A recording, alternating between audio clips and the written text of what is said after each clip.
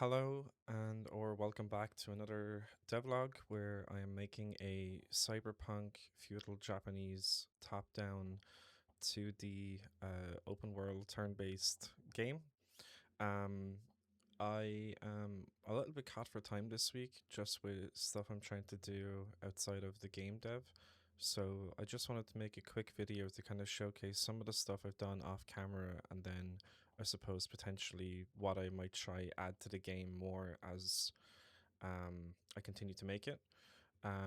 What I've done is just in Godot, just when I had some spare time, is I wanted it to be so that Kaz has like an internal monologue or like thoughts. So a good example of how that's done in games is it was either done with like italics or with like brackets. I decided to opt for like the brackets just because I thought that might be a little bit cleaner. I think it just works a little bit better that way.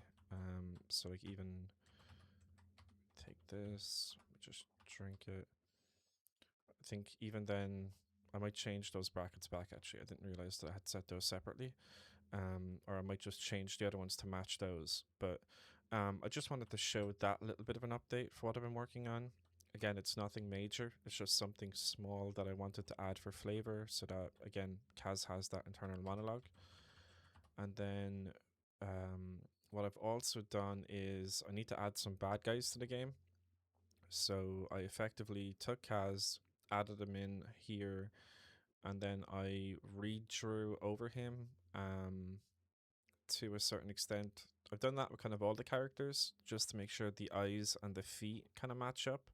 And then from there, then I just add on slight additions or variations.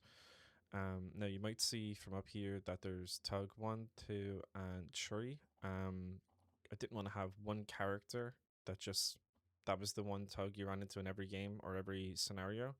So I effectively kept everything and then I made slight variations. So it's more so the head than anything. So we have the eyes here, short hair, longer hair, and blue eyes. And then I made like a third variation with like a mask and then different color eyes again and kind of flipped the hair to an extent to the other side just for some slight variation.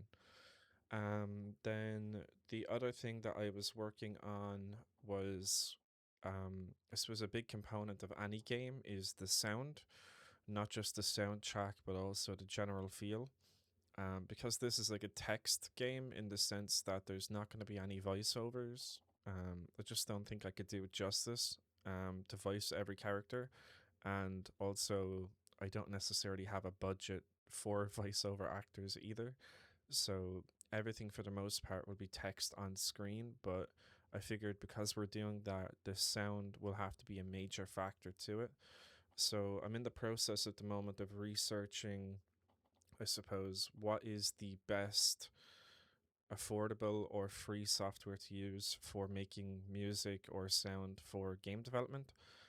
I remember vaguely like 10 plus years ago, I had worked on FL Studios or Fruity Studios, I think it's called now.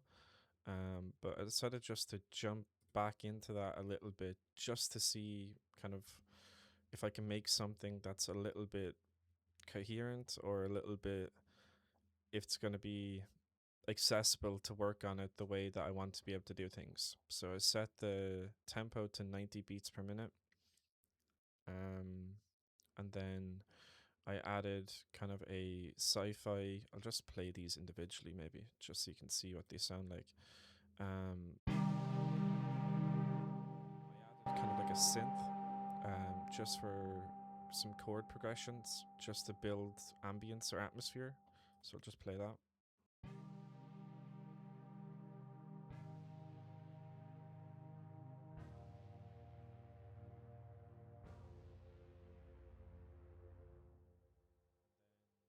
With that, we needed to add some bass to it. So we've gone ahead and added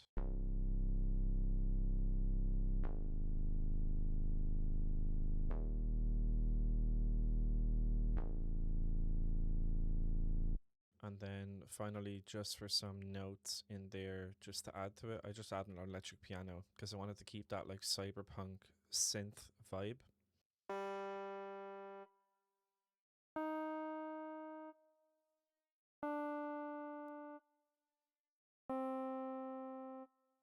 I have no idea if any of this sounds good, or I know there's like a circle of fifths in terms of, I think that's music anyway, where certain notes line up well with each other, so it sounds in tune. But I just thought when I threw this together, it sounded good. But this is kind of what I have in mind for a main menu song or like track. I don't know necessarily if this will be the end product or if this will be the software I use, but yeah, this is what I have so far.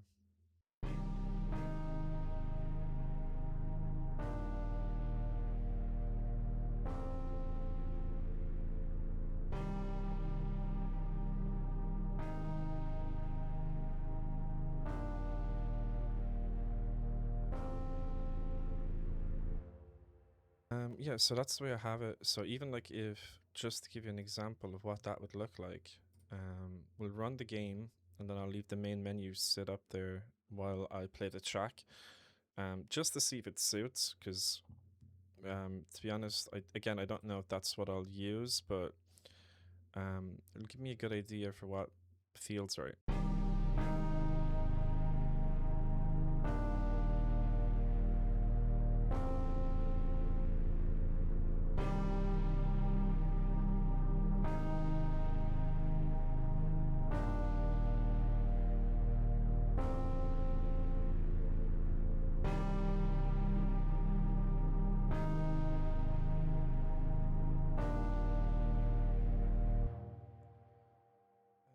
Yeah, that's what I have so far. Again, it's just small stuff that I've added. I've been a bit caught for time with stuff, but I'll try to get a longer video for next week so that um, there's more content there, and also I can dive a little bit deeper into what I have left to do. My plan at the moment is to try and add some sound to it or some ambience, even if I just get something for the main menu, just so we have that portion of it done.